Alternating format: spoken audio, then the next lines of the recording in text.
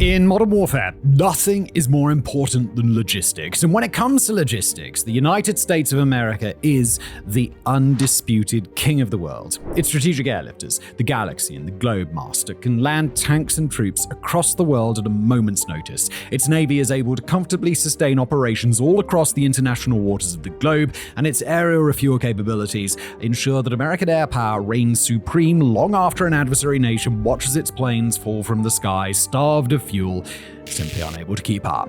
Yet even despite such massive success, Uncle Sam's still his own biggest critic, and where the rest of the world sees unmatched logistical prowess, the Pentagon sees room for improvement. Enter the Liberty Lifter, a DARPA project that intends to add a whole new capability into America's arsenal. Not quite a boat, not quite a plane, the Liberty Lifter is intended to skim across the surface of the water, not just long enough to cross lakes or rivers, but entire oceans in one go. And if the Department of Defense has its way, then the entire world is about to find out just how effective such an aircraft can be. If you're fascinated by engineering feats and massive constructions, which you probably are, you're watching this channel, you need to check out today's sponsor, Magellan TV. I recently watched the series Megastructures, which showcases some of the most mind-blowing constructions around the world. Look, if you love this channel, you will also love it. Even the name is a little bit similar. It's quite a lot similar, I suppose. Allegedly.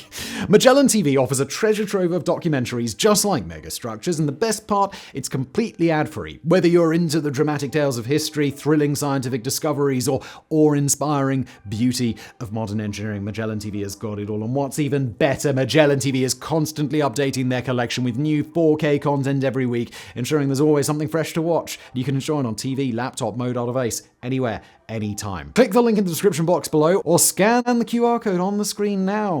To claim your special offer, you'll get a 30-day free trial to watch Megastructures and whatever else you want. They've got over 3,000 documentaries available. You won't want to miss out. So check out Magellan TV. Thank you to them for sponsoring, and now back to today's episode.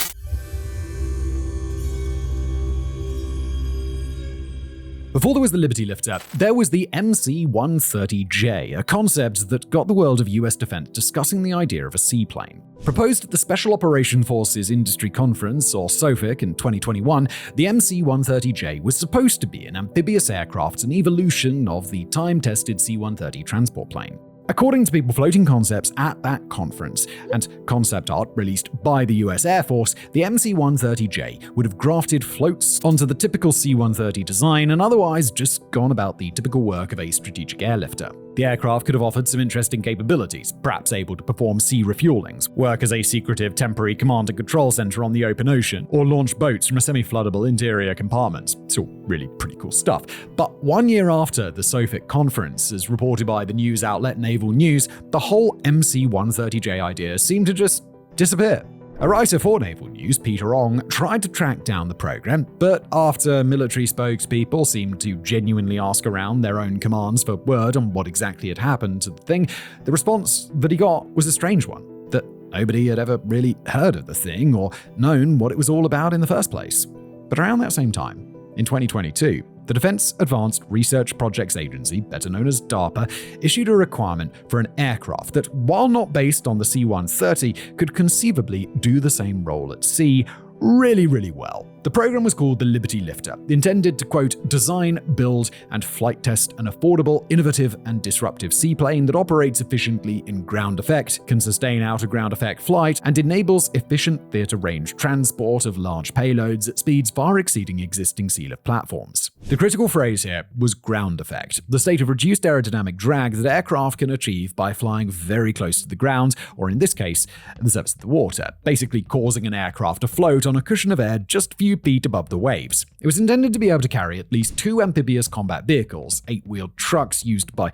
the US Marine Corps, or 6 so-called 20-foot equivalent container units to deliver supplies. That's a payload capacity of close to 70 tons, even before factoring in other cargo, just about the lift capacity of the C-17 strategic airlifter, and the Liberty Lifter would further be expected to carry that payload for up to 4,600 miles, 7,400 kilometers. If DARPA's new initiative produced an aircraft, then the agency estimated that aircraft would be roughly 2.3 times more efficient in flight than a traditional aircraft. And not only that, but it wouldn't need a runway to land or take off, given that it could do so from the surface of the water. Traveling at hundreds of miles an hour, it would be a far more expedient way to transport supplies, troops, or warfighting equipment across the sea. And per DARPA's vision, the aircraft would also have to be built in a way that would allow it to transition from ground effect flight into regular flight at altitude. It would be able to take off and land on the water, of course, and once it was sitting on the water's surface, it was meant to be able to float for extended periods of 4 to 6 weeks, potentially enabling it to serve as a repair bay, a command and control hub, or in a variety of other mission roles. Put all those elements together, and the US would have a tool at its disposal to ferry whatever it needed to hot zones around the world on short notice, flying at a range of high and low altitudes with no need to develop or secure a runway, and no need to wait days or even weeks for ships to arrive. And just as important for the US, the system would be significantly cheaper to build and maintain than comparable aircraft, while offering greater operational flexibility than any option currently in America's arsenal. In early 2023, 2 companies were awarded contracts to pursue development of their own Liberty Lifter iterations. One is the California-based General Atomics, known for America's Predator and Reaper drones. The other was Aurora Flight Sciences, a Boeing subsidiary that has a lot of cool concept art pieces, but has yet to really make an impact with a major procurement contract. In total, the 2 teams were given some $35 million at the start of the project, and then another cumulative $41 million a little over a year later. The 2 companies worked to produce what they could. DARPA evaluated both, and in 2024, the US defense community learned which of its 2 options would supply America with a Liberty Lifter in the years to come.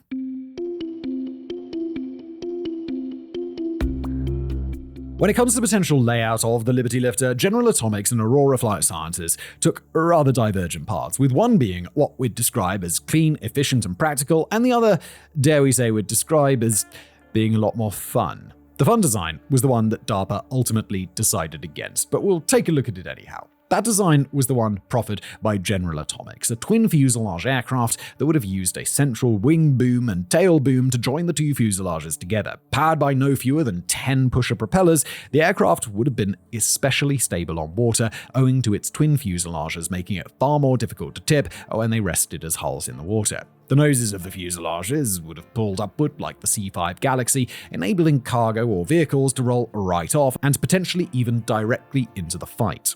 In a unique touch, some renderings of the General Atomics proposal even included little winglets on the noses of each of the fuselages, giving them a sort of moustache that would have brought some Theodore Roosevelt-esque badassery to the general America spirit of the entire Liberty Lifter project. Alas, DARPA decided that they weren't feeling the whole mustachioed vibe, and the General Atomics design was ultimately decided against. Instead, they opted for the design put forward by Aurora. Resembling a traditional, extra-large seaplane or flying boat, the Aurora design features a single fuselage and hull and high wings sitting atop the rest of the fuselage. 8 forward-facing puller propellers would be mounted on those wings, while on the very ends, floats on each wingtip would keep the plane from tipping. Toward the rear of the aircraft, twin tails would spring upward and lean away from each other at a slight diagonal, joined together by a top section into an apparatus that should increase both maneuverability while in ground effect flight and the ability to make precise altitude changes when need be. That forked tail will also allow it to have a cargo door at the rear. Per DARPA, Aurora had proven itself far more able to meet the, quote, aggressive schedule and technical goals of its project, while General Atomics was lagging, and apparently that was enough for DARPA to drop them. As far as what Aurora's plane is actually capable of, a prototype doesn't yet exist, and it probably won't come along until 2028. It might even be a bit longer if America's love of military procurement delays is anything to go by. But per the requirements that DARPA set out, the Liberty Lifter will be able to do a few things. It'll be able to fly at altitudes lower than 100 feet from sea level or 30 meters, and potentially as close as 15 to 30 feet. It'll be able to climb to altitudes of at least 10,000 feet or 3,000 meters above sea level with a ferry range, that's a one-way range, of 6,500 nautical miles or 12,000 kilometers. It's supposed to withstand rough seas during takeoff and landing, and even rougher conditions while floating, as it carries a heavy lift payload of up to 90 tons, and it should be built at a relatively low cost while not losing out on the performance elements that the US considers to be essential. Per Aurora Flight Sciences, it'll integrate a new and innovative avionics suite and new capabilities to control and adjust its handling. Most likely, it will not be armed, in keeping with the standard for US strategic lift aircraft, and while old Aurora concept art has depicted a Liberty Lifter with wings angled down near the tip, that particular feature isn't expected to make the final cut. We've established the Liberty Lifter's payload capacity, able to handle 2 marine amphibious combat vehicles, but when that figure is put in context, it gets a good bit more impressive. 2 ACVs carry a total of 32 Marines, 16 each. That's just a bit short of a platoon per Liberty Lifter. 4 of the aircraft can transport an entire company, that's well over 100 troops in total, while 16 of them can transport a full Marine battalion and deposit it anywhere around the world. And if it can carry 2 ACVs, it can carry a range of other marine equipment, or with a flooded hangar, several of the combat rubber raiding craft in common use between the Marines, the Navy SEALs, and other water-worthy combat elements within the US military. That payload can also be devoted to supplies, weaponry, and anything else that can be packaged up in a way to survive a bit of contact with seawater before it comes onto the shore.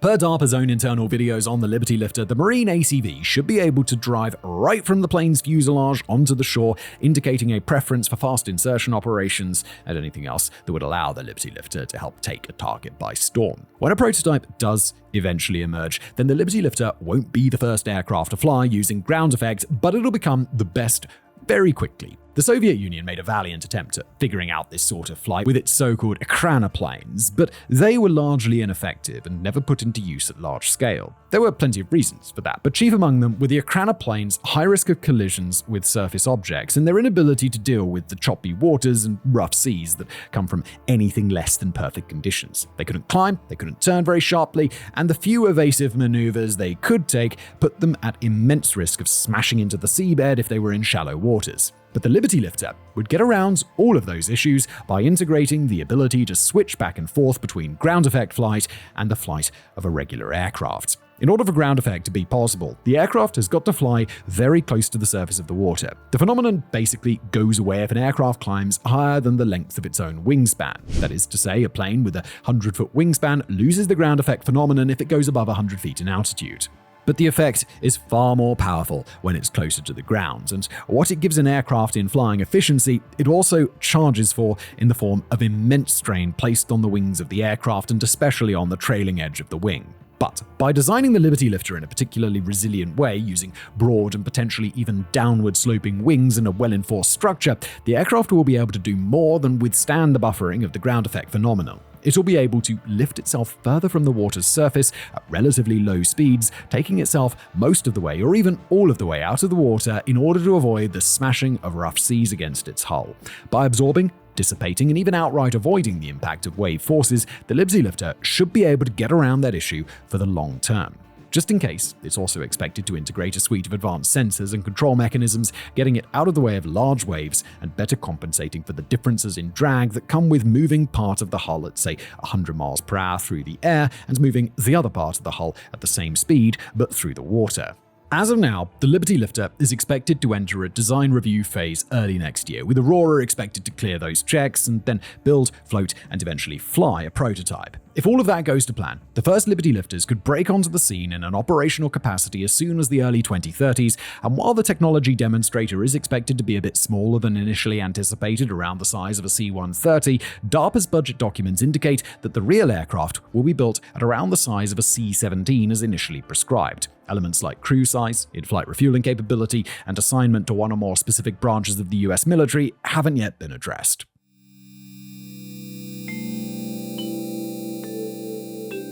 Now, we've already spoken a bit about why it's so important for America to procure the Liberty Lifter, but before we conclude today's episode, let's really dig into it. What does this strange surfing seaplane concept offer to the United States that made the Pentagon take a look at it and say, why don't we have that yet? Perhaps most important when discussing the Liberty Lifter is its ability to make up the deficits and inefficiencies with the current mechanisms that the US has to do its logistical work. Right now, that work can either be done by aircraft or by ships, whether we're talking about troop deployment, supply transfer, command and control, or just about anything else. On the one hand, the US hasn't run into a problem that it can't solve with a mix of these two tools, but at the same time, there's a lot of room between being able to figure out fixes using the tools currently at America's disposal and being able to say that America has the perfect tool for a specific job.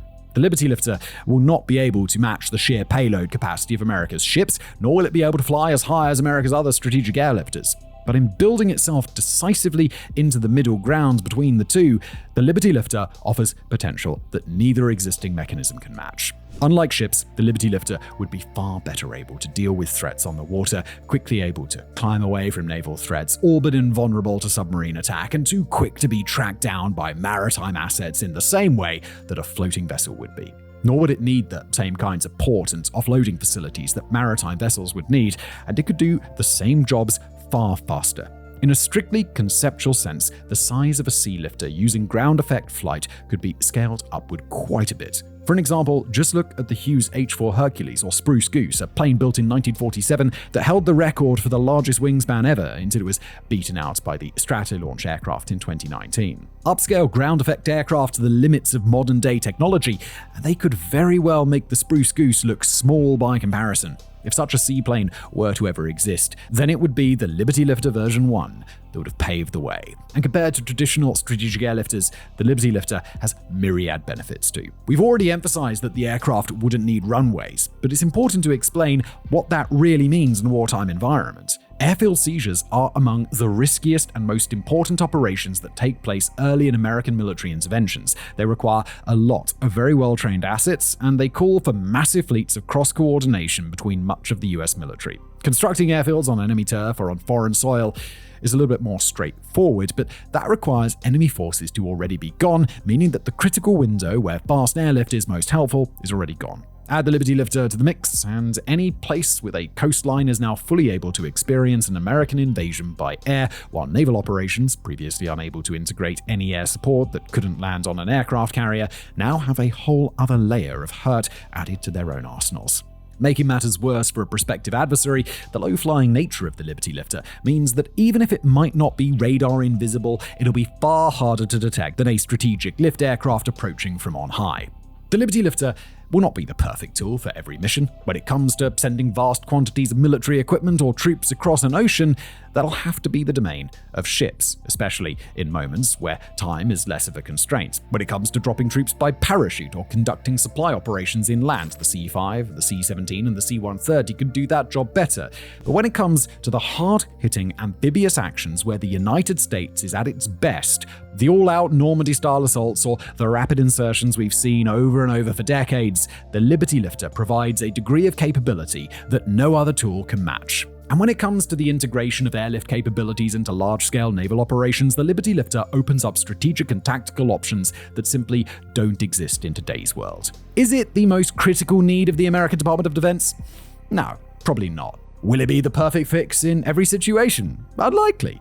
But will the Liberty Lifter take America's global military power to new heights that even Uncle Sam hasn't yet achieved? Absolutely. And as of right now, it's only a matter of time before that happens. Just before you go, if you haven't yet, click on the link in the description or scan the QR code now to get a 30-day free trial of Magellan TV. Enjoy megastructures that I mentioned earlier and so much more. See you next time.